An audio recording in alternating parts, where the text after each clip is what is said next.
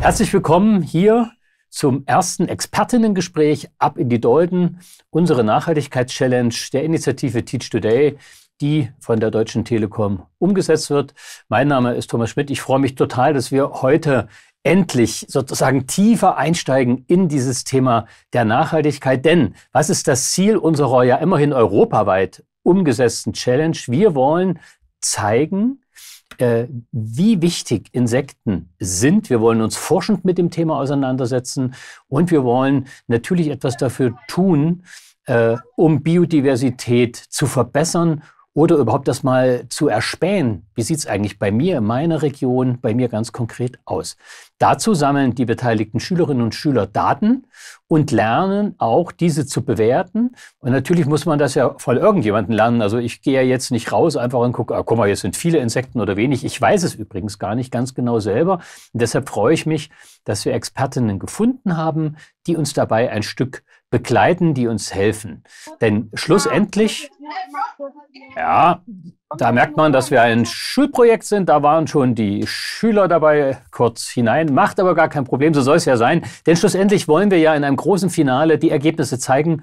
Und wir wollen vor allen Dingen zeigen, wie ihr, also die Schülerinnen und Schüler, die sich hier engagieren, wozu sie fähig sind. Und ich habe heute ein interessantes Beispiel gehört. Der Elon Musk, der macht ja immer verrückte Sachen. Sein neuer Chef der Abteilung für dieses weltumspannende WLAN ist 14 Jahre alt. 14 Jahre alt und er darf nur 8 Stunden im Monat arbeiten. Also junge Menschen sind so wahnsinnig viel fähig. Nun gut, dann gucken wir, was bei uns passiert. Wir wollen das Ganze nämlich machen mit der wilden Möhre. Keine Angst, die laufen jetzt nicht durch den Garten, sondern es ist eine besondere Form der Möhre, weil, warum haben wir sie genommen? Weil sie so wunderbare große Dolden bildet, weiße, große Dolden, also Blüten, und da kann man Insekten gut anschauen. Und das ist der Ausgangspunkt. Und wir haben uns im letzten Video ja auch damit beschäftigt, wie wachsen die Pflanzen. Und bevor sich die heute dabei sind, kurz vorstellen können, will ich natürlich nachher auch mal kurz reinfragen, wachsen sie denn überhaupt? Denn das ist das Schwierige an einer Challenge, wenn man in so ein Gebiet hineingeht. Wir machen das mit echten Pflanzen und wir können sie ja nicht erziehen, sondern sie können ja nur selber wachsen. Und ich bin total gespannt. Übrigens, bei Kindern ist das auch so, die wachsen nämlich ganz gut selber. So, das ist das Thema. Und bevor es jetzt losgeht, begrüße ich unsere Gäste. Bei uns ist Daniela Franzis, sie ist Projektleiterin vom Insektensommer beim NABU e.V. in Berlin. Hallo Daniela, wir haben uns geeinigt, dass wir uns duzen. Hallo. Hi. Daniela, wo sitzt du räumlich in Berlin gerade tatsächlich?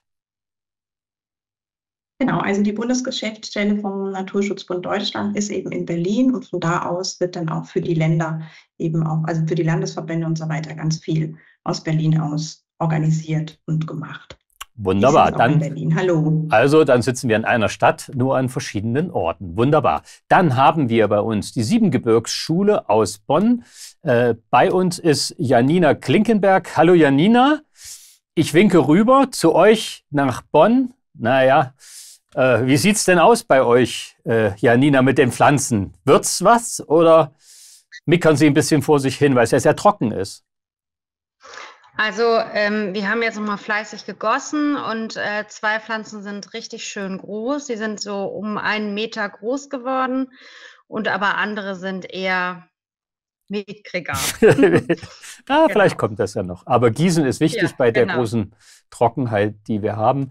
Wunderbar, dass du mit dabei bist mit deinen Schülerinnen. Also sie sind heute nicht dabei, aber du wirst ihnen ja berichten, was wir hier zusammen tun. Und dann bin ich jetzt gespannt, ob wir auch Schülerinnen hören oder sehen können. Denn bei uns ist die Don Bosco Schule aus Rostock. Jetzt sind wir also ganz von Bonn sozusagen fast den südlichsten Teilnehmern nach oben in die wunderbare Stadt Rostock.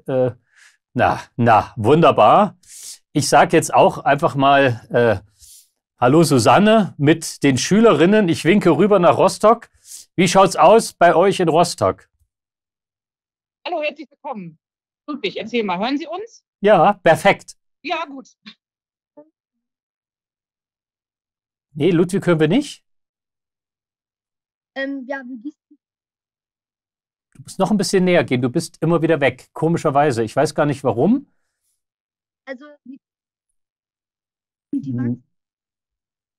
Ich finde auch, dass wir gut rausgekommen sind. Und wir haben jetzt in der Klasse gegießt. Okay, komischerweise bist du immer wieder verschwunden mit der Stimme. Vielleicht kann uns Susanne noch mal helfen, uns das noch mal kurz, ich weiß nicht warum, aber war so. Kannst du noch mal kurz zusammenfassen? Ich versuche mal, ist es so besser? Ja, wunderbar. Ich habe wahrscheinlich eine kräftigere Stimme. Also Ludwig Ja. hat gesagt, wir haben einen Gießdienst in der Klasse eingeführt, sodass die Pflanzen jeden Tag was zu trinken bekommen sozusagen. Sie sind gut gewachsen, das heißt doch mehrere Zentimeter. Sie haben aber noch keine Dolden ausgebildet. Also da sind wir noch ein bisschen hinterher vielleicht, ich weiß nicht. Wir hoffen alle, dass es wird. Aber wenn sie wachsen, dann bilden sie auch Dolden. Das ist zumindest das, was die Fachleute sagen, dass das klappen muss. Ich bin sehr gespannt. Schön, dass Schülerinnen mit dabei sind. Ich glaube, ihr, liebe Schüler, war ein bisschen zu leise. Das macht aber gar nichts. Wir kriegen das hin, so soll es ja sein. Es ist ja sozusagen ist ja ein Projekt, was von Schülerinnen getragen wird. Wir können ihnen ja nur ein bisschen helfen. Okay, so, dann den Hinweis, dass wir aufzeichnen. Also wir werden das Ganze allen Schulen, es sind ja 20 teilnehmende Projekte, nicht ganz 20 Schulen, weil einige nehmen mit 2 Lerngruppen teil. Denen stellen wir das zur Verfügung, weil natürlich heute auch nicht alle dabei sein konnten. Am Ende kann man auf unserer Website bei Teach Today, ganz auf der Startseite findet man sofort auch das Dolden-Projekt. Da ist jetzt schon eine Karte zu sehen, können wir nachher zum Schluss noch mal reinschauen. Und wenn jemand nicht zu sehen sein möchte, gerade bei den Kindern müssen wir da ein bisschen aufpassen, dann machen wir die Kamera eben aus. Und dann klappt das. Sollten Sie etwas nicht vollständig sehen können, weil wir haben jetzt auch gleich eine Präsentation von Daniela, dann kann man auf dem Bild unten auf die 3 kleinen Pünktchen klicken, an Frame anpassen und dann ruckelt sich das Bild vielleicht ein bisschen besser zusammen. So. Ja, mein Gott, Biodiversität. Ein Wort, das ist gar nicht so leicht zu verstehen, obwohl wir uns ja mit Diversität viel beschäftigen. Aber für Kinder unserer Altersgruppe ist das nicht ganz simpel. Es geht um Formenreichtum von Tieren und Pflanzen, also Vielfalt, Artenvielfalt steht im Zentrum. Und dabei brauchen wir zweimal vieles, wie ich ganz am Anfang in so einem Vorgespräch schon mal gesagt habe. Wir brauchen viele Tiere und viele Pflanzen, aber wir brauchen auch viele unterschiedliche Tiere und viele unterschiedliche Pflanzen. Denn nur dann funktioniert das, was uns eigentlich so reich macht, nämlich unsere Umwelt. Und wenn wir das nicht haben, dann werden wir in sehr kurzer Zeit irgendwie ganz viel verlieren und dem wunderschönen Planeten, den wir haben, zugrunde richten. Das wollen wir nicht. Wir wollen ihn nämlich nach vorne bringen. Wir wollen ihn ein bisschen besser machen und das mit euch zusammen. Und Organismen spielen dabei eine ganz große Rolle und natürlich Pflanzen, weil Pflanzen reinigen unsere Luft und die Organismen, naja, die krabbeln da rum, die brauchen die, sonst haben wir keine Pflanzen, weil die laufen von A nach B. Aber ehrlich gesagt, ich habe keine richtige Ahnung. Ich kenne mich mehr mit den Bits und Bytes und den Codes aus und deshalb freue ich mich ja sehr, dass Daniela da ist und uns jetzt mal mitnimmt und uns erklären kann, wie viele verschiedene Insektenarten es gibt und wie das mit dieser Diversität überhaupt funktioniert. Und ich weiß auch nicht, weil der NABU, ihr seid nun wirklich die Expertinnen für das Thema. Also, Daniela, deine Bühne, ich bin still und bin gespannt, was du uns zu erzählen hast. Okay, ich werde jetzt erstmal technisch hier noch die Präsentation zum Laufen bringen. Ich hoffe mal, dass jetzt alle was sehen. Ja. Okay, super. Genau, also ich leite auch hier den Insektensommer vom NABU. Das ist also auch eine große Mitmachaktion, wo eben insgesamt Insekten im Mittelpunkt stehen. Ich wollte euch erstmal mitnehmen, was heißt das eigentlich so, ein Insektensommer, weil der wird jetzt im 6. Jahr durchgeführt, immer im Juni und August. Ist eine große Mitmachaktion. Also man muss sich vorstellen, in Deutschland denkt man immer, man hat zu allem Zahlen und Fakten und Statistiken, aber bei den Insekten ist das als gar nicht der Fall. Deswegen ist auch so ein Projekt, denke ich, wie Ab in die Dolden einfach mal ganz, ganz wichtig, Kinder und auch Schulen mitzunehmen, damit man erstmal guckt, was ist denn überhaupt noch da? Noch da sage ich deswegen, weil wir wissen zwar an sich, dass man in Deutschland um die 33.500 Insektenarten hat, also eine riesige Vielfalt an sich. Davon sind natürlich viele Insekten auch im Boden, die sind auch im Wasser, also nicht alle Insekten sind immer so gut für uns zu sehen. Aber da, wo es natürlich noch blüht, wo es eine Pflanzenvielfalt gibt, da kann man einfach auch noch tolle Insekten- und Naturbeobachtungen machen. Was wir deswegen seit 2018 uns ausgedacht haben vom Naturschutzbund, ist auch wirklich die Menschen in Deutschland mitzunehmen und auch deutschlandweit zu gucken, was für Insekten gibt es denn bei euch vor der Haustür. Man kann sich das so vorstellen, man sieht auch hier in der Mitte zum Beispiel auch so ein Bild, wo eben auch Jugendliche draußen sind, wo gezählt wird, wo man eine Lupe dabei hat. Also es geht wirklich auch darum, die Natur zu entdecken, zu erleben und zu schauen, welche Insekten sind denn da, weil das ist eigentlich das Tolle bei den Insekten. Die Insekten sind an sich ja überall draußen. Wenn es eben noch blüht, wenn es vielfältig ist, wenn man die Chance hat, eben in einer intakten Natur dann auch viele Insekten entdecken zu können. Wir haben damit sozusagen das, was man macht beim Insektensommer, nämlich das Insektenzählen. Und damit das bei uns sozusagen bei NABU dann dokumentiert werden kann, haben wir uns so ein paar Regeln an die Hand gelegt, damit also alle Zählungen gleich sind, damit wir die eben auch auswerten können. Und da kam Folgendes zustande, ähnlich angelegt an Vogelzählungen, die wir schon seit Jahren machen, dass wir gesagt haben, bis zu einer Stunde kann man an einem Ort zählen. Und das sollte ein Standort sein bis zu 10 Meter. Also das, was wir wollen, ist wirklich, wie das auch beim Doldenprojekt ist, man hat einen festen Platz, wo man mal guckt, welche Insekten sind da zu finden. Und an sich ist es auch so, wie ich gesagt habe, draußen in der Natur sind eigentlich überall Insekten zu finden. Das heißt, man kann auch wirklich im Garten loslegen. Man kann auf dem Balkon gucken, wo Pflanzen sind. Man kann im Park, Wiese oder wo auch immer man gerade ist, eigentlich so eine Insektenzählung machen und einfach mal gucken, was ist da in der Natur. Was wir uns an sich bei uns auch überlegt hatten, dass man immer sagt, die Tiere, die man gleichzeitig gesehen hat, das ist am Ende so die Zahl, die man angibt. Also wir wollen eigentlich nicht, dass man einen Schmetterling, der immer wieder an der Blüte hin und her flattert, praktisch doppelt zählt, sondern wir sagen, wenn das ein Schmetterling war oder später auch 2, dann addieren wir nicht auf und sagen, es waren 3, sondern wenn wir 2 am Ende gesehen haben, dann waren es eben auch einfach 2. Also man versucht da schon, das dann zu relativieren. Was ganz wichtig ist, das steht hier in der Mitte, eigentlich jeder so gut wie er kann. Und da glaube ich eben auch, ist es toll, wenn man auch nur eben an den Doldenblütlern zählt oder speziell dann auch an der wilden Möhre. Wir haben gesagt, uns ist ganz bewusst, dass das Artenwissen zu den Insekten ganz unterschiedlich sein kann, weil es gibt einfach so viele zu entdecken, muss man sagen. Und was man bei uns auch machen kann, wenn man rausgeht, man darf auch einfach angeben, ich habe jetzt einen Käfer gesehen. Wenn ich es vielleicht aber genauer entdeckt habe, dann kann ich auch sagen, es war ein Marienkäfer. Und was viele vielleicht noch gar nicht so wissen, es gibt halt auch unterschiedliche Marienkäferarten. Nämlich die haben dann auch unterschiedlich viele Punkte. Und das wäre dann so die 3. Stufe. Ich kann eben auch angeben, es war zum Beispiel der 7-Punkt-Marienkäfer, der Glückskäfer, wie man ihn kennt. Also man merkt gerade bei Insekten ist es einfach so, dass man ja so leicht wie möglich eigentlich ja erstmal einsteigen sollte, um nach und nach eben immer mehr zu entdecken. Und es gibt eben einfach auch Insektenarten, muss man sagen, die lassen sich halt leichter beobachten, so wie Käfer, Schmetterlinge, Wanzen, auch verschiedene Hummeln. Aber zum Beispiel, wenn man schon daran denkt, dass es auch ganz viele unterschiedliche Bienenarten gibt, also nicht nur die Honigbiene, sondern in Deutschland schätzt man, dass man über 560 verschiedene Bienenarten hat. Dann wird es halt manchmal einfach schon etwas schwieriger. Deswegen haben die gesagt, man könnte zum Beispiel auch Biene unbestimmt anmelden, wenn man einfach nicht weiter in der Bestimmung kommt. Weil, das muss man auch sagen, oder das ist das Tolle bei Insekten, man kann draußen schon sehr viel beobachten. Wenn es aber wirklich wissenschaftlich wird, dann ist es meistens auch so, dass man tatsächlich Insekten halt auch ganz speziell unter dem Mikroskop untersuchen müsste.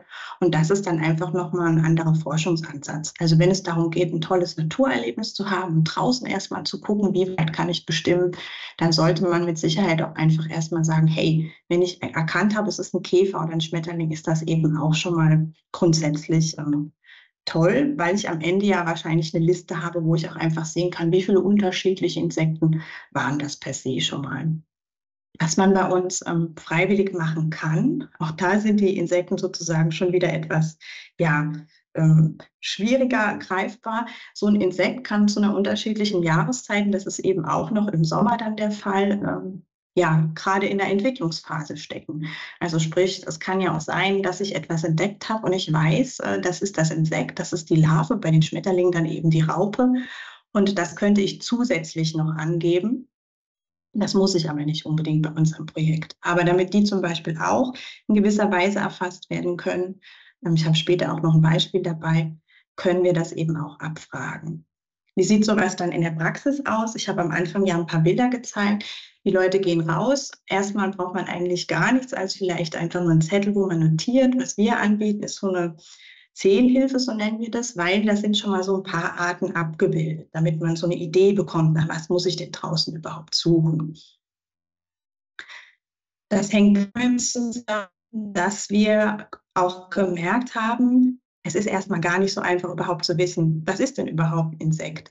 Also ein Insekt, das sind halt immer die Tiere mit den 6 Beinen. Gut sieht man auch noch die 3 Körperteile. Und dann haben die allermeisten Insekten natürlich Fliegen, aber unsere Flügel. Aber unsere Erfahrung ist, dass natürlich auch die Leute Spinnen oder Asseln beispielsweise so als Verwechslungskandidaten melden, die wir jetzt nicht extra dokumentieren. Aber das heißt, bei den Insekten kann man einfach schon mal grundsätzlich auch lernen, wer gehört überhaupt in diese Artengruppe von der Biologie aus oder wer eben auch nicht. Das, was man jetzt hier sieht, diese 3 Stufen, auch da versuchen wir einfach, die Leute mitzunehmen, so einfach wie möglich. Wir haben zum Beispiel auch noch in diesem Jahr eine Entdeckungsfrage, die läuft immer 2 Jahre. Entdeckungsfrage steckt schon Entdeckung drin. Da geht es wirklich darum, zum Beispiel so wie hier abgebildet, erstmal nur die Hummeln am Hintern zu erkennen. Also wir versuchen wirklich, die Leute so einfach wie möglich an das Thema Insekten auch grundsätzlich heranzuführen. Und so wie man hier rechts sieht, also es ist tatsächlich so, dass wenn man die verschiedenen Hummeln betrachtet, dass man zumindest bei diesen noch sehr häufigen Arten grundsätzlich schon mal eingrenzen kann, welche Hummel ist es denn überhaupt. Und was natürlich auch immer dahinter steckt, ist, dass wir auch die Leute erstmal sensibilisieren wollen für diese große Artenvielfalt. Aber das wäre so das Einfachste, wonach man zum Beispiel bei unserer Mitmachaktion gucken kann. Dann ist es aber so, das, was wir auf den Zählhilfen auch abgebildet haben, das sind jeweils 8 Arten. Wir nennen sie auch Kernarten. Und da sieht man schon einfach so natürlich mit bloßem Auge, was für eine Vielfalt grundsätzlich einfach draußen in der Natur los ist. Es ist natürlich immer schwierig, das irgendwie einzugrenzen, aber wir haben gesagt, okay, diese 8 wollen wir zum Beispiel für den Juni einfach zeigen auf der Webseite, auf den Zählhilfen, damit man draußen so einfach mal weiß, nach was kann ich denn gucken, was könnte denn da sein. Das sind also auch alles sehr gängige Arten. Hier unten rechts vielleicht ganz interessant, die Hainischwebfliege, bin ich mir sehr sicher, die geht eben also auch gerne auf Doldenblüter. Ich glaube, die könnten die Kinder vielleicht auch sehen. Und die sieht ja im Grunde so aus wie eine Wespe, ist aber total harmlos. Also sie hat überhaupt keine Stachel, sie täuscht das aber vor, dass sie gefährlich ist. Und auch das ist natürlich sowas, den Blick zu schärfen. Und Kinder können da sehr genau eben auch hingucken, was da so los ist. Das ist eben auch was wir dann aber auch optisch an die Hand geben wollen, dass wir die auch einfach mal auf Materialien zeigen. Man sieht, wir haben also auch für den August, da haben wir nochmal eine zweite Zählung, die wir machen vom Insektensommer, nochmal andere Arten ausgewählt. Hier unten sieht man eben die Streifenwanze, das ist dieses Tierchen, das wirklich diese schwarzen Streifen hat. Auch die wird man auf den Doldenblüten sehen, weil die vor allem sehr, sehr gerne an Doldenblütler gehen. Und man sieht, wir machen im Juni und im August eine Zählung. Deswegen bin ich da noch sehr optimistisch, dass die wilde Möhre noch ein bisschen Zeit hat zu wachsen und dann auch die Blüte zu bilden. Weil auch wir haben gemerkt, wenn wir nur im Juni eine Zählung machen würden, da ist die Natur manchmal noch nicht so weit. Also wir merken zum Beispiel dieses Jahr, dass es mit Schmetterlingen noch etwas dauert. Das Frühjahr war sehr nass, es war lange auch sehr kühl. Aber wir werden eben sehen, wenn wir im Hochsommer, im August nochmal schauen, dass da hoffentlich dann auch für die Leute wieder mehr Schmetterlinge draußen flattern und dann beobachtet werden können. Genau, und dann ist es natürlich so, wenn man draußen ist und beobachtet, sieht man immer ganz, ganz viel.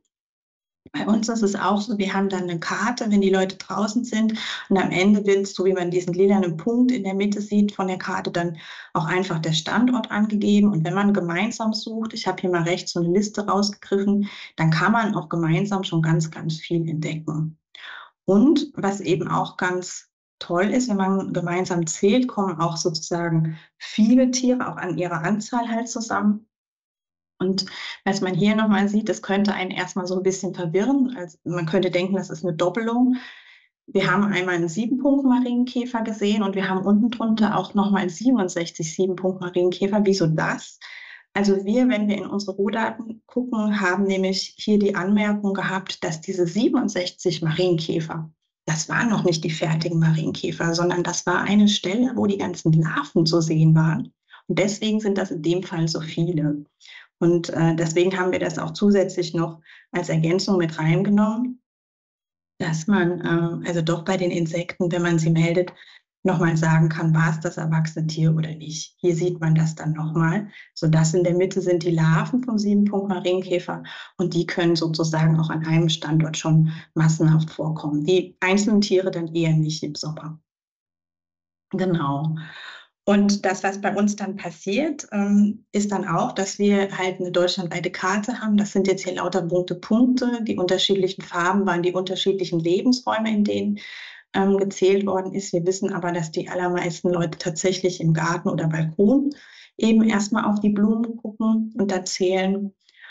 Und was wir eben auch machen, wir versuchen natürlich auch Hilfsmittel an die Hand zu geben. Wir haben auch eine App, über die man halt melden kann, wo auch Artenporträts drin sind, weil wir merken einfach, dass auch so wie auf anderen Printmaterialien, so wie diese Bestimmungshilfen von der NAJU, das ist ja praktisch unser Jugendverband, dass man einfach sehr, sehr viel auch mit Bildern arbeiten muss, damit die Leute mit der Zeit so einen Blick auch für diese Insekten bekommen.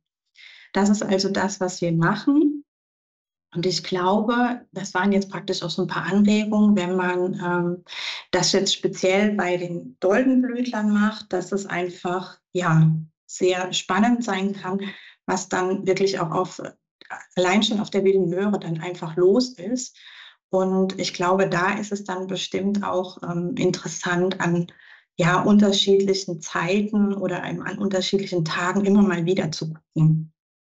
Das kann ich mir also auch vorstellen. Bei uns ist es so, dass wir sagen, wenn man einmal an einem Standort war, zumindest im Juni, dann ist für den erstmal die Dokumentation abgeschlossen. Aber ich glaube, wenn man natürlich das direkt auch hat im Schulgarten und so weiter, die Bepflanzung, hat man ja immer die Möglichkeit, dann nochmal zu schauen. Und da denke ich, können einfach die Schüler dann da sehr, sehr viel nochmal auch über die Zeit hinweg, jetzt über den Sommer erleben, wenn die Pflanzen ausgewachsen sind. Aber wie gesagt, da mache ich mir gerade gar nicht so viel Gedanken, weil im Hochsommer sind dann tatsächlich ja auch nochmal mehr Insekten als fertige erwachsene Tiere unterwegs. Mhm. Genau. So, vielen, vielen Dank, Daniela, dass du uns mitgenommen hast auf diese Reise. Denn tatsächlich ist ja die Frage bei den Schulen jetzt bei uns, die mitmachen, ja, wie soll man das denn eigentlich tun? Und du hast beide Dinge, die wir machen wollen, genannt. Das eine ist, natürlich ist es für Biodiversität interessant zu sehen, welche Tiere waren denn da? Also was war denn da? Und da unsere Young Green Pioneers, wie wir sie nennen, ja, digital unterwegs sind, also das ist ja selbstverständlich, ist natürlich eure App auch eine große Hilfe, nämlich zu schauen, welche Art habe ich denn da eigentlich gesehen, um ein wie auch immer geartetes Tagebuch zu führen, um aufzuschreiben, das war auf der Dolde, das war auf der Dolde und so weiter. Und das Schöne an den Dolden ist ja, dass man sozusagen einen gut definierten, weißen Platz hat und dort genau auch schauen kann, was ich sehe. Das ist die eine Form, die wir tun und das ist ja auch ein Thema, wenn es um Biodiversität geht, dass man schaut, was habe ich eigentlich alles gesehen. Da bin ich dankbar dafür, dass du uns die App auch nochmal schmackhaft gemacht hast, weil man dann einfach schauen kann, was habe ich hier gesehen. Das andere, und das ist ja auch in der Wissenschaft durchaus üblich, wir wollen zählen. Das macht ihr auch. Wir wollen zählen und zwar zu bestimmten Zeiten immer wieder, wie viel von diesen verschiedenen Dingen sehen wir denn jetzt auf dieser weißen Dolde? Die sind ja nicht so riesig, aber die sind schon schön groß-weiß. Und damit kriegen wir quasi über das Zählen natürlich sehr viel Informationen. Wie viele waren es denn? Aber auch über Zeiträume hinweg kann man sagen, waren es früh mehr, waren es abends mehr? Bleibt das irgendwie stabil über einen gewissen Zeitraum? All das wollen wir ja den jungen ForscherInnen nahebringen, weil all das kann helfen, Aussagen zutreffen, wie divers, wie unterschiedlich ist denn am Ende des Tages meine Umgebung, weil genau wie ihr es auch macht, es gibt einen Standort, das ist bei uns die Schule oder der Schulgarten, wo die Pflanzen jetzt wachsen. Das heißt, wir sind ein bisschen definierter vorgegangen als ihr, weil wir die Pflanzen verschicken und sagen, genau dort wollen wir schauen, aber ansonsten sind wir uns ganz nah und sind sozusagen ein kleines Stückchen Insektensommer mit unseren Dolden. Ein besonderes Stückchen. Vielleicht ich lade dich jetzt schon ein zu unserer Abschlusspräsentation, dass wir darüber sprechen können, weil es ist wirklich spannend und wir sind halt digital unterwegs. Dafür gibt es auch Unterstützung, denn bei der Deutschen Telekom gibt es die sogenannten Green Pioneers. Das sind Menschen, die sich ehrenamtlich engagieren für verschiedene Nachhaltigkeitsthemen. Und wenn eine Schule Bedarf hat, dann matchen wir sozusagen Menschen und dann kriegt man auch eine Unterstützung, um beim Technischen eventuell zu helfen. Es wird von uns demnächst eine Anleitung geben für die Schulen, wie man denn das Tablet immer wieder am gleichen Ort aufstellt. Die einfachste Version ist ein alter Wäscheständer. Der ist hoch genug, einfach über die Pflanzen gestellt, Tablet oben drauf gelegt, funktioniert, muss ich kein großes Stativ nehmen oder irgendetwas. Wenn sie zu groß werden, das kann bei den Dolden wirklich passieren, die können auch die Kinder übersteigen, dann muss man halt eine Fußbank finden und man muss ein bisschen erfinderisch werden. Da mache ich mir keine Sorgen. Das ist so ein bisschen das, was es drumherum gibt. Also ich habe sehr viel gelernt. Daniela, vielen, vielen Dank. Und irgendwie gehören wir jetzt schon zum Insektensommer. Das finde ich eigentlich schön, weil wir da wirklich so mittendrin sind und junge Menschen dort heranbringen. So, jetzt seid ihr dran. Also ihr natürlich, die beiden Lehrerinnen, Janina und Susanne und natürlich auch die Schülerinnen in Rostock. Habt ihr Fragen? Ich weiß, das ist sehr schwer, Fragen jetzt immer so rauszuhauen, aber wir dürfen gern miteinander sprechen. Also ihr könnt einfach gerne jetzt euch melden und wir kriegen das irgendwie auch technisch gut hin. Also gibt es Fragen zu dem Thema, wie zählen wir jetzt eigentlich und was zählen wir? Einfach munter drauf losreden. Ihr könnt sie auch in den Chat schreiben, wenn das einfacher ist. Aber ich wäre gespannt, was euch umtreibt. Oder seid ihr schon ganz sicher, wie das alles funktionieren wird? Da sehe ich die Hand. Susanne. Also ich übersetze hier mal, weil ich glaube, das ist am einfachsten. Gabriel möchte gerne wissen, warum die Insekten gerade von diesen Doldenblütlern so besonders angezogen werden. Daniela. Also zum einen ist es so, dass diese Doldenblütler eben einen guten Nektargehalt haben, sage ich mal. Also die sind sehr nahrhaft für die Insekten. Und der Vorteil bei diesen Doldenblütlern ist auch, wenn man dann die Insekten da beobachtet oder auch sich Bilder im Internet anguckt, da ist ja ziemlich viel Platz auf so einer wilden Möhre zum Beispiel. Das heißt, das ist für viele Insekten eine ganz leichte Möglichkeit, auch an dieses Essen zu kommen, weil die das nämlich auch als guten Landeplatz nutzen können. Also wenn man sich vorstellt, es gibt eben auch Blumen, da muss ja so eine Biene oder eine Hummel so richtig reinkrabbeln. Das heißt, diese Blumen sind so angepasst, dass die auch wirklich nur für bestimmte Insekten nutzbar sind. Der Vorteil bei diesen Doldenblütlern, die sind ja immer so schön breit, da können ganz viele unterschiedliche Insekten auch gleichzeitig sich das Futter holen. Deswegen sind die eigentlich auch sehr, sehr gut geeignet, damit man dann da wirklich viele und auch unterschiedliche Insekten sehen kann. Vielen Dank. Das war einfach. Weitere Fragen? Traut euch. Das ist die Top-Expertin hier in Deutschland, die ihr habt. Das finde ich ganz großartig. Und auch so unkompliziert hat das geklappt. Da werde ich mich gern nochmal bedanken. Das ist wirklich toll gewesen.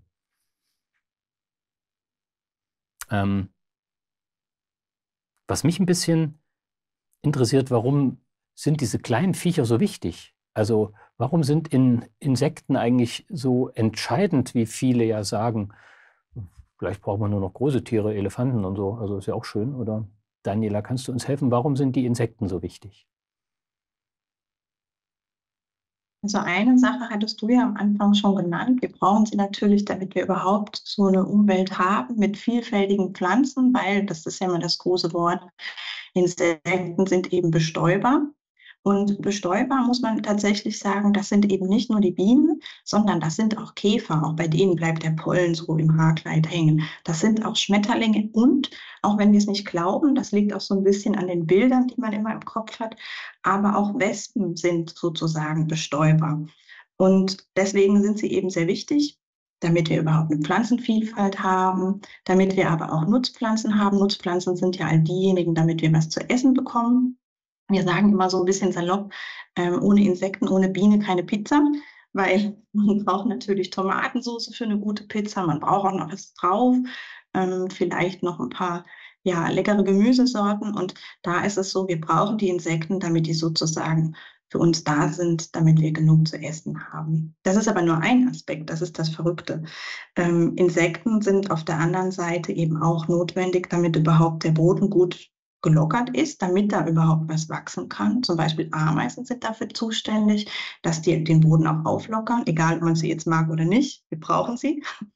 Und es ist auch so, dass die Insekten die Aufgabe haben, die Natur aufzuräumen. Wenn wir überlegen, da liegen jetzt so Blätter, so Pflanzenreste, das stinkt ja ganz schön, das fault vor sich hin. Und auch da sind die Insekten zuständig, dass die teilweise dieses Material eben essen und damit es weggeschafft wird, damit nicht alles draußen stinkt in der Natur. Und sie sind auch die Müllabfuhr für bestimmte Tiere, die sie eben auch zersetzen, um es schön zu sagen. Und dann ist es noch so, im Umkehrschluss, auch die Insekten sind, und das gerade auch die vielen kleinen und als Masse betrachtet, für ganz, ganz viele andere Tiere eben halt auch selber das Essen. Also sprich, selbst wenn ich Insekten nicht mag, aber ich mag vielleicht Vögel, ich mag vielleicht Eidechsen, ich mag Frösche, ich mag all die anderen großen Tiere, Fledermäuse und sowas, die brauchen die Insekten als Nahrung, sonst sind die irgendwann auch nicht mehr da, weil sie verhungern. Und das ist eben genau das, wo man gemerkt hat, Insekten haben so eine Schlüsselrolle in unserer Umwelt. Also wir brauchen sie für ganz viele unterschiedliche Sachen und wir brauchen eben auch all diese unterschiedlichen und vielfältigen Insekten. Sonst sähe es tatsächlich hier sehr, sehr trostlos aus. Und was man auch noch sagen muss, wenn ihr mal so überlegt, ihr habt ja auch alle Kleidung an. Also auch die Pflanzen für unsere Kleidung oder für unser Sofa, der Stoff. Auch da sind Insekten beteiligt, dass es diese Pflanzen überhaupt gibt, dass die wachsen. Also es gibt ganz, ganz viele Dinge, wo man dann sagen muss, wir Menschen wären ohne Insekten wirklich ein bisschen arm dran. Oder wie ich manchmal sage, Insekten retten uns doch jeden Tag hier auf der Welt den Popo, damit es uns eigentlich gut geht. Dank. Jetzt kommen weitere Fragen rein, die kommen im Moment über den Chat, das ist vollkommen in Ordnung. Die beschäftigen sich ein bisschen mehr mit dem Thema, wie denn so gezählt wird. Ryan möchte gerne wissen, ob Sie was Gutes tun, wenn Sie das machen. Also da ist die Frage dahinter, retten wir ein Stückchen Welt damit? Und die Greta will dann noch wissen, na vielleicht verzählen wir uns. Also ist das jetzt wichtig, dass es ganz exakt ist? Schülerinnen sind da immer sehr, sehr hinterher, dass das ganz super ist. Oder kommt es eigentlich sozusagen auf die ein, zwei Verzähler nicht an? Wie geht's euch da, Daniela? Fangen wir mit dem ersten an. Also tun die Schülerinnen etwas Gutes? Retten sie ein Stückchen Welt, wenn sie sich damit mehr beschäftigen? Also auf jeden Fall tut ihr etwas Gutes. Ich würde sogar sagen, etwas sehr Gutes. Wir haben so ein bisschen den Slogan bei uns beim Naturschutzbund, man schützt nur, was man kennt. Es ist einfach so, sobald ich etwas kennenlerne, mich auch dafür interessieren kann und auch einen Bezug dazu bekomme, eben auch zu meiner Natur oder eben zu den Tieren, die da sind, bin ich doch auch einfach mehr bereit, das zu bewahren und zu schützen. Aber ich muss es eben erstmal kennenlernen und die Chance hat man eben bei so einem Mitmachprojekt. Das ist ganz wichtig. Und vor allem, ich glaube, was auch ganz toll ist, wenn man das eben in Gemeinschaft tut, weil Natur und Mensch gehören letzten Endes zusammen und es ist auch wichtig, dass man sich mit anderen dann austauscht und eben auch gemeinsam etwas kennenlernt. Noch dazu muss man tatsächlich sagen, gerade Insektengrundler gibt es jetzt nicht so wahnsinnig viel in Deutschland. Und man weiß auch, dass da auch ein bisschen der Nachwuchs fehlt. Also sprich, es gibt gerade auch, ja, auch selbst an den Studieninstituten natürlich Insektenforscher, Insektenforscherinnen. Aber es könnten natürlich noch ein paar mehr sein. Und vielleicht ist das für den einen oder anderen ja irgendwann so spannend, dass er sagt, ich bleibe da dran, ob hobbymäßig oder später mal. Aber man muss eben erst mal wissen, was gibt es überhaupt. Und tatsächlich kann man als Insektenforscher sogar berühmt werden. Ich habe einen guten Freund, der Professor in Hamburg ist Biologe, und er hat was ganz Neues bei Insekten gefunden, was noch nie jemand vor ihm gefunden hat. Und dafür kriegt man dann auch mal einen großen Artikel im Nature. Das ist sozusagen die wichtigste Zeitschrift überhaupt, wenn man in der Biologie etwas arbeitet. Da wird man auch noch ein Stückchen berühmt, und er hat das mit Insekten gemacht, also mit Maden, die er untersucht hat. Und das ist erstmal ein bisschen so eklig und denkt, aber genauso wie du sagst, Daniela, was man kennt, schätzt man dann plötzlich, und dann guckt man mit ganz anderen Augen drauf und schützt es. Das ist ja die Idee. Unsere Natur braucht, glaube ich, ein bisschen Schutz. Wir haben sie ganz schön ausgebeutet. Das war die zweite Frage von Greta. Wie ist das mit dem Verzählen? Ihr zählt ja auch und wollt ja auch, dass die Leute zählen, aber ihr wisst ja gar nicht, ob die wirklich die Punkte alle richtig gezählt haben oder nicht. Auf dem Maikäfer war es jetzt der 7 Punkt oder war es doch der asiatische? War er vielleicht noch zu jung? Und war deshalb so. Wie geht ihr mit dem Thema um? Das wollte Greta wissen. Das ist eine völlig verständliche Frage und auch berechtigt. Bei uns ist es so, dadurch, dass ja viele, viele Menschen das gleichzeitig machen. Also man muss sich vorstellen, wir hatten vom letzten Jahr, wissen wir die Zahlen halt schon, wir hatten über 18.000 Menschen, die das zu einem gleichen Zeitpunkt gemacht haben in Deutschland in diesen 10 Tagen im Juni oder eben auch August. Und das heißt, wenn da mal ein Fehler passiert, das ist einfach rein rechnerisch nicht relevant. Natürlich können wir nicht immer vor Ort genau gucken, was die Leute machen, aber gerade im ersten Jahr, wo wir dieses Projekt aufgesetzt haben, hatten wir genau diese Befürchtung, oh Gott, was melden uns die Menschen? Am Schluss machen wir uns vielleicht lächerlich, weil das alles Schluss ist. Nein, also die Leute, die sich beteiligen, die machen das mit viel Engagement, die machen das mit einer Begeisterung und die wollen auch wirklich richtig durchgeben, was sie da gesehen haben. Wie gesagt, da es ja auch möglich ist zu melden, ich habe einen Käfer, weil ich mich vielleicht bei den Käfern nicht weiter gut auskenne, ist das auch völlig in Ordnung.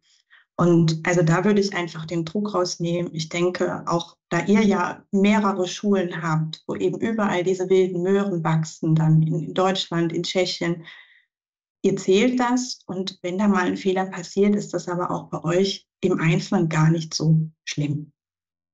Sehr gut. Das ist eine gute Botschaft an Schule. Fehler sind nicht so schlimm. Das finde ich wichtig, was man in dem Projekt auch tatsächlich lernt, ohne sozusagen was zu dem Thema zu sagen. Natürlich sind Fehler etwas, die wir ja alle machen. Die Frage ist, wie gehen wir damit um? Und hier ist es so, dass durch die vielen Daten, die man dann hat, sind die Fehler tatsächlich unbedeutend. Sie verschwinden dann in der Menge. Du müsst halt viele Zählungen machen. Dann werden es immer weniger wichtig, die Fehler.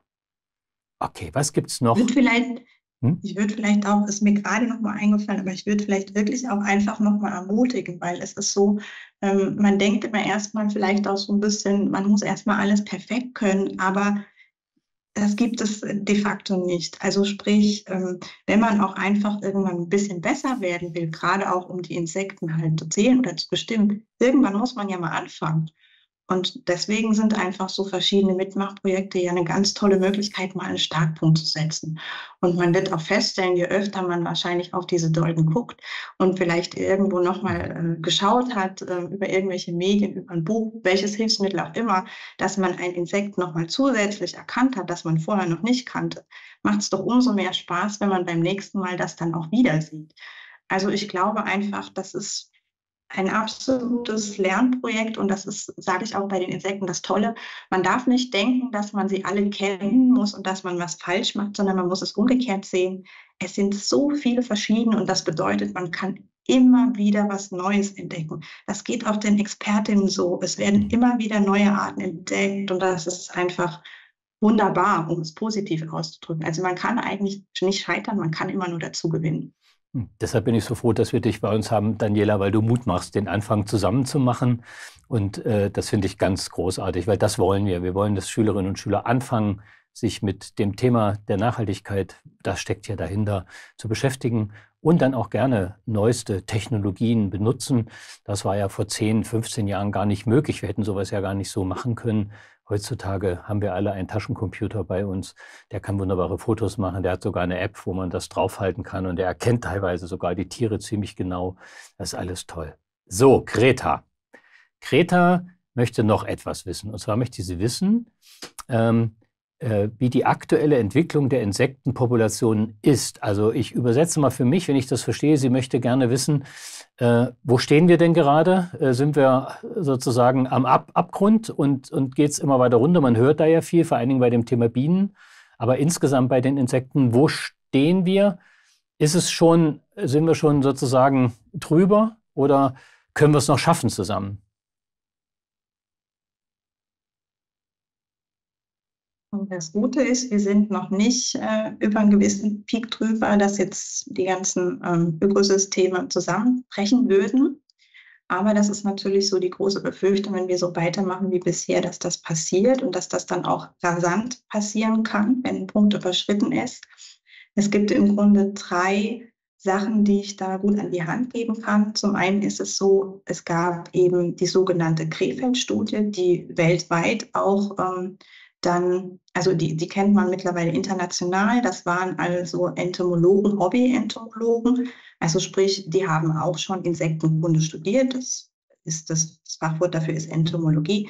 Die haben Insektenkunde studiert, haben aber über fast 30 Jahre gemessen, wie sieht es mit den Insekten aus, allgemein, unabhängig erstmal von welcher Art. Und da hat man festgestellt, dass man einen Rückgang hat von über 75%. Das ist erschreckend. Deswegen hat diese Studie auch weltweit dann Alarm geschlagen. Die ist im Herbst 2017 rausgekommen. Es gibt Folgeprojekte, die weiter in Deutschland eben die Situation untersuchen. Aber das kann man sich merken, also ein Rückgang von Insekten von innerhalb nur 30 Jahren, das ist ja in der Natur ein ganz kurzer Zeitraum. Und dann festzustellen, da ist die Masse, man hat die also gewogen, man hat die gemessen, um über 75% zurückgegangen. Das ist wirklich frappierend. Das andere ist, man weiß anhand von roten Listen, die ja immer wieder regelmäßig gepflegt werden, dass mehr als die Hälfte der Wildbienen in Deutschland sehr stark gefährdet sind, also direkt die sehr starken Bestäuberinsekten. Und was man auch noch in einer 3. Studie vor einigen Jahren festgestellt hat, die Tagfalter, also wirklich diese schönen bunten Schmetterlinge, die man so kennt, die dazugehören zu einer reichhaltigen Sommerwiese, die sind auch um die Hälfte sehr stark gefährdet.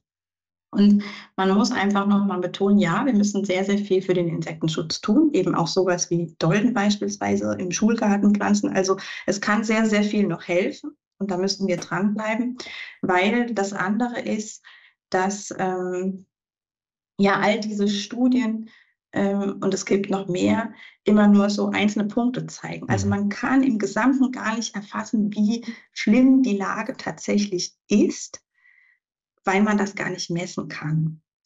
Aber das, was man schon weiß, ist schon so verheerend, dass man einfach sagen muss, wir müssen jetzt in eine andere Richtung gehen. Und da gibt es viele Möglichkeiten. Pflanzen eben ansiedeln, Lebensräume schützen, Insektenhotels, wie die heißen, wir beim Naturschutzbund sagen auch gerne Nisthilfen, sowas aufstellen. Also es gibt viele Möglichkeiten, im Kleinen zu helfen. Und dann wird man auch sehen, da kommen auch wieder Insekten. Aber man muss es halt machen.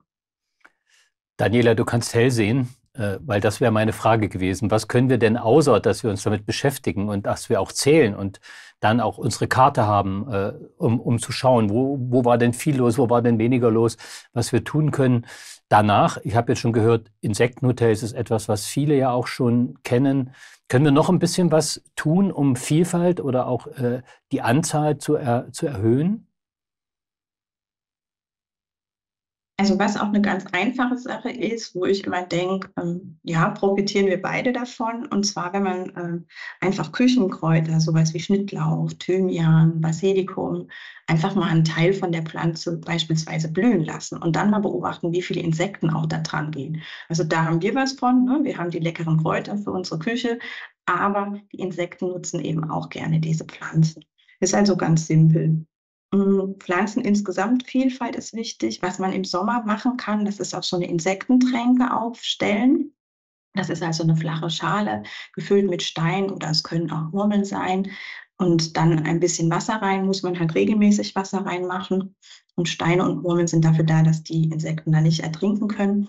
Aber auch das hat man halt schon festgestellt, gerade in diesen letzten Jahren, wo die Sommer so extrem heiß sind und wenn man zum Beispiel dann doch noch so im städtischen Raum ist, da brauchen auch die Insekten irgendwo eine Wasserquelle und das kann auch helfen. Was gibt es noch? Es gibt zum Beispiel auch die Möglichkeit, einfach mal eine Stelle, die offen ist vom Boden, also im Sand zu lassen, ne? Also es gibt auch viele Insekten, die gehen gerne in den Sandboden, auch die sogenannten Sandbienen. Also das ist auch eine Möglichkeit, nicht immer alles zupflastern. Mhm. Ist auch übrigens besser fürs Klima, weil dann kann es da halt auch nicht so heiß werden.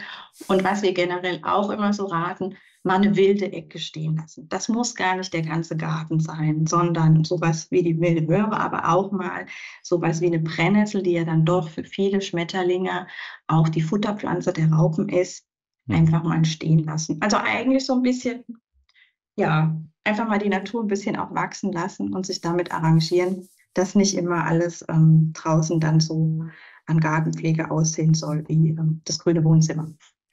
Sehr Also schön. es gibt unterschiedliche Möglichkeiten, die eigentlich ganz einfach sind. Wunderbar.